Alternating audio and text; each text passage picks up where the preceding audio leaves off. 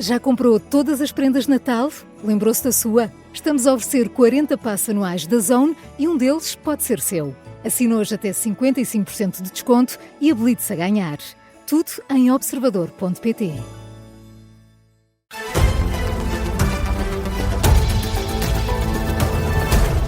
Boa viagem, bom fim de semana, bom Natal, boas férias para quem vai já de férias.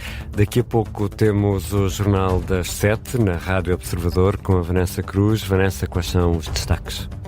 Mudanças nas provas de ingresso no ensino superior. O Governo quer mudar o número de provas exigidas. Vamos olhar também para a lista de clientes da empresa familiar de Marcos Mendes. São 22 no total. A candidatura de Marcos Mendes desafia agora Gouveia e Melo e Coutinho Figueiredo a concretizarem as insinuações que têm feito sobre o candidato. E depois do Jornal das 7 temos novo episódio do Fora do Baralho com Susana Peralta, Nuno Garopa, Jorge Fernandes e Luís Aguiar Conraria. Vai ser a Vanessa Cruz a distribuir jogo neste programa de análise política. Depois das 8 da noite, João Paulo Sacadura conversa com Tiago Ferreira, microbiologista e o CEO da Suplendi, uma marca portuguesa de suplementos alimentares. Quanto ao estado do tempo e a temperaturas, podemos esperar aguaceiros este fim de semana e neve.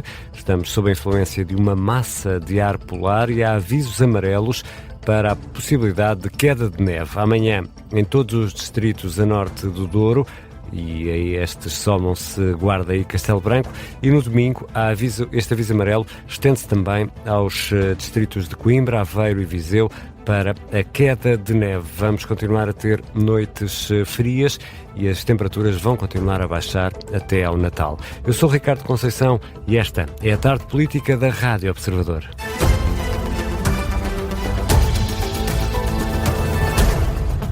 E avançamos para o Jornal das 7 com a Vanessa Cruz. O Governo vai propor a redução do número de provas de ingresso obrigatórias para o acesso ao ensino superior, anúncio feito pelo Ministro Fernando Alexandre. Atualmente, para a maioria dos cursos, são necessárias 2 provas, uma medida que foi implementada no Governo de António Costa em 2023, decisão que o atual Ministro do Ensino Superior não compreende. Diz até que isso resultou numa redução ainda significativa de candidatos ao ensino superior. Antes dessa decisão do Governo Socialista, só era preciso um exame para concorrer às universidades e politécnicos. Hoje, em Barcelos, o Ministro da Educação admitiu que quer regressar a esse modelo. Garante que o Governo vai fazer uma proposta de alteração ao decreto-lei. E se for avante, as universidades e politécnicos vão ser obrigadas a aceitar apenas uma prova, Vanessa? Não, Ricardo. O próprio Ministro sublinha que cada instituição tem autonomia para fixar o número de provas de ingresso. O Governo quer que o mínimo seja uma, mas podem ir até 3 provas. De resto, Fernando Alexandre salienta que há cursos, por exemplo, na área da engenharia, em que vão ser obrigatórias 2 provas de ingresso, que já estão também hoje implementadas, e há outros casos, como o curso de medicina, em que as provas são 3. E Marcos Mendes divulgou como prometido a lista de clientes da empresa familiar. São 22 clientes no total. A candidatura de Marcos Mendes desafia agora Gouveia e Melo e Coutinho Figueiredo a concretizar as insinuações que têm feito sobre Luís Marcos Mendes. Repto lançado por Miguel Poiares Maduro, membro da Comissão Política da candidatura presidencial de Marcos Mendes, pede que Gouveia e Melo e Coutinho Figueiredo aprofundem as suspeitas que lançaram sobre a atividade profissional de Marcos Mendes. Uma coisa que não podemos aceitar na política é andar-se a fazer meras insinuações, a tirar pedras e depois esconder a mão e dizer que não sabe nada, que não sabe bem, mas eu não sei, deve-se revelar qualquer coisa, sem concretizar minimamente. Isso é inaceitável e eu devo dizer que candidatos que estão a fazer campanha desse tipo, a única coisa que revelam é que não têm condições para ser Presidente da República. E depois de Marcos Mendes ter revelado a lista de clientes da empresa familiar, Poiares Maduro diz que agora é a vez dos restantes candidatos serem transparentes. Perguntem aos outros candidatos quais são os clientes. Relativamente aos dos Marcos Mendes, já têm um instrumento de transparência que não têm relativamente a nenhum outro candidato. Aquilo que nós esperamos é que os outros candidatos ofereçam aos senhores jornalistas e, sobretudo, aos portugueses a mesma transparência e a mesma oportunidade de escrutinar se existem ou não qualquer potencial conflito de interesses. Miguel Paes Maduro, depois de uma reunião da Comissão Política da candidatura de Marcos Mendes, esta tarde, a lista inclui 22 clientes, 14 são empresas em que Marcos Mendes participou em conferências, há também contratos de serviços, de consultoria e o contrato que teve com a SIC pelo espaço de comentário. A lista pode ser consultada em observador.pt. Para o representante da candidatura de Gouveia e Melo, Francisco Rodrigues dos Santos, a revelação desta lista de clientes da empresa familiar de Marcos Mendes não vem colocar um ponto final neste assunto. O ex-líder do CDS, apoiante de Gouveia e Melo, defende que é preciso assegurar que não existe nenhum eventual caso de conflito de interesses. O que nós queremos saber, no caso do Luís Marcos Mendes, que é o candidato a Presidente da República, é se, no quadro dos clientes que tem, das atividades que desenvolveu durante muito tempo como consultor de uma sociedade de advogados, vá-se lá saber o que isso é se no futuro não teremos um Presidente da República que esteve envolvido em tráfico de interesses, ou se existem alguns clientes que devem ser registados ao nível das incompatibilidades e conflitos de interesse no quadro das atribuições a que ele se propõe como Presidente da República. Pela candidatura de André Ventura, a deputada do Chega, Cristina Rodrigues, questiona o momento escolhido para a divulgação da lista de clientes. Só agora, em que supostamente está em causa Marcos Mendes, é que se lembraram da importância da transparência e também da importância do conflito de interesses. E, portanto, parece-me que poderá haver aqui mais alguma coisa para esclarecer. Acho que não é positivo que não tenha sido o próprio candidato a prestar os esclarecimentos. Acho que era ele que devia estar naquele lugar e naquele momento a fazer os esclarecimentos necessários. No programa A Caminho de Belém esteve também o representante da candidatura de António José Segura, de Alberto Campos Fernandes. O antigo Ministro da Saúde, do PS, diz que não é uma situação que vale a pena dar eco, mas salienta que divulgar a lista de clientes é uma boa decisão por parte de Marcos Mendes. Quem não deve, não teme, e, portanto, o que o Dr. Luís Marcos Mendes tem que fazer é aquilo que está a fazer, é expor, naturalmente, o seu percurso profissional e demonstrar se existem ou não alguns conflitos de interesse que sejam insanáveis para o cargo a que se propõe concorrer, mas nós, do nosso lado, não alimentaremos este tipo de campanha, não alimentaremos esta tentativa de criar um pântano pré-eleitoral.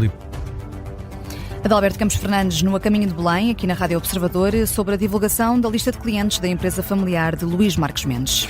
E o editor de política do Observador, Rui Pedro Antunes, também já comentou este caso. Considera que Luís Marcos Mendes está agora um passo à frente dos adversários no que toca à transparência e à ética. Ao mesmo tempo, sublinha que a lista de clientes vai ser vista à lupa nos próximos dias. O que falta fazer é a segunda parte, que certamente os adversários vão fazer, e também os jornalistas no escrutínio normal, que é verdade que o prometido é de vidro. Aqui está, prometeu, divulgou, vamos ver se o prometido é de vidro, porque pode algumas vezes haver aqui depois algumas ligações que possam ou não ser problemáticas.